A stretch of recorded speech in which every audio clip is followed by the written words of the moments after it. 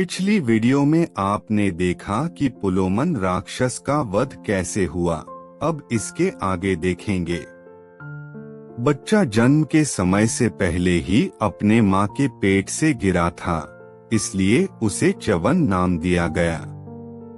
च्यवन ये शब्द च्युता नाम के एक संस्कृत शब्द से लिया गया है, जिसका अर्थ है समय से पहले पैदा होने वाला बच्चा। आगे चलकर च्यवन एक महान ऋषि बन गए। बाद में च्यवन ऋषि ने च्यवनप्राश नामक प्रसिद्ध पोषक मिश्रण का आविष्कार किया। इस घटना के कारण पुलोमा बेहद दुखी हो गई थी।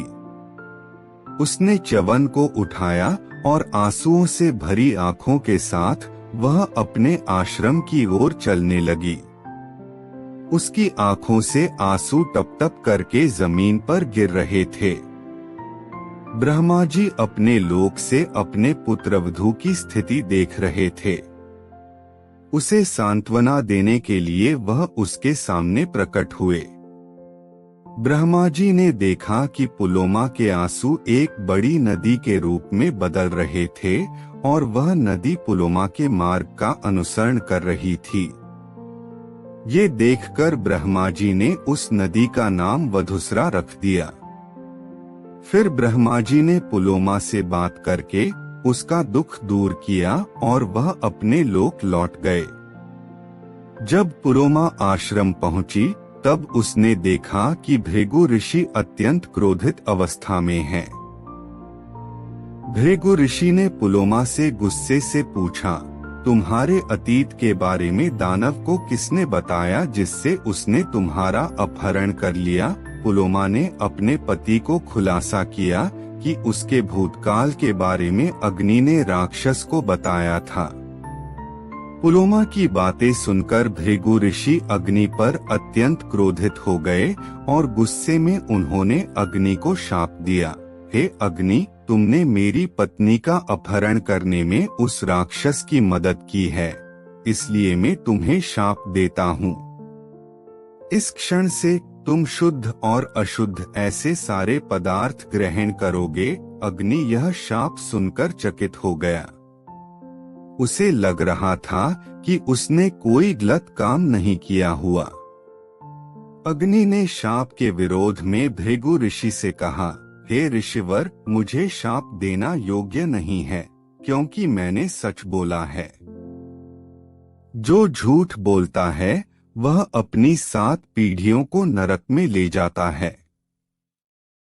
जो सब कुछ जानकार भी सच्चाई नहीं बोलता, वह पाप का भागीदार बन जाता है। मैं देवताओं और पूर्वजों का मुख हूँ और वह मेरे द्वारा ही अन्न ग्रहण करते हैं, इसलिए मैं कभी झूठ नहीं बोलता।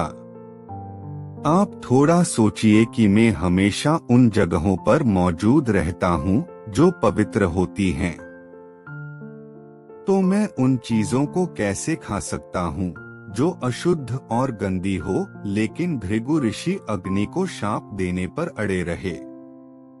भृगु ऋषि के ऐसे बर्ताव से अग्नि दुखी हो गया। अग्नि ने फिर दुनिया के सभी यज्ञों से खुद को हटा दिया और भृगु ऋषि के शाप पर अपनी नाराजगी जताई। अग्नि के बिना यज्ञों का होना नामुमकिन हो गया, जिसके कारण देवता असंतुष्ट रहने लगे और पूर्वज भूखे रहने लगे। इस चीज ने ऋषियों को चिंतित कर दिया। उन्होंने देवताओं से संपर्क किया और उन्हें अग्नि के ना होने के कारण यज्ञ करने की असमर्थता के बारे में बताया। देवताओं ने ऋषियों के साथ मिलकर इस समस्या पर समाधान सोचने की कोशिश की, लेकिन उन्हें कुछ उपाय नहीं सूझा। फिर देवता और ऋषिमुनि सब मिलके ब्रह्मा जी के पास गए। ब्रह्मा जी को उन्होंने अग्नि के यज्ञों से हटने के बारे में बताया। ब्रह्मा जी ने उन सब लोगों को शांत किया और सबको बताया कि वह इस बारे में अग्नि से बात करेंगे। सब लोग जाने के बाद ब्रह्मा जी ने अग्नि को बुलाया और उससे कहा, हे अग्नि, तुम सब कुछ बनाने वाले और नष्ट करने वाले हो। भृगु ऋषि के शाप को सत्य होने दो। मैं घोषणा करता हूँ कि तुम्हारे हर एक रूप को अशुद्ध चीजें खाने की जरूरत नहीं होगी। केवल तुम्हारा कोई कोई रूप ही अशुद्ध और गंदी चीजें खाएगा। उदाहरण के लिए, तुम्हारा जो रूप मांसाहारी जानवरों के पेट में रहता है, वह अशुद्ध चीजें खाएगा। लेकिन तुम उसकी चिंता मत करो।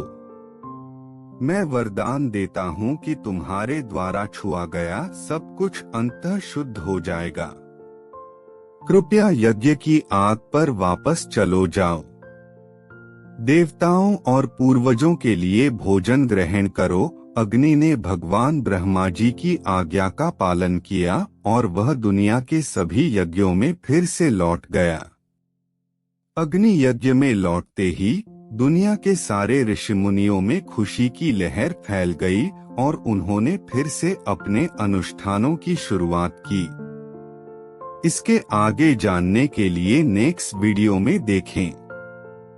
आपको यह वीडियो कैसी लगी इसके बारे में जरूर कमेंट करके बताएं और लाइक, सब्सक्राइब एंड शेयर जरूर करें।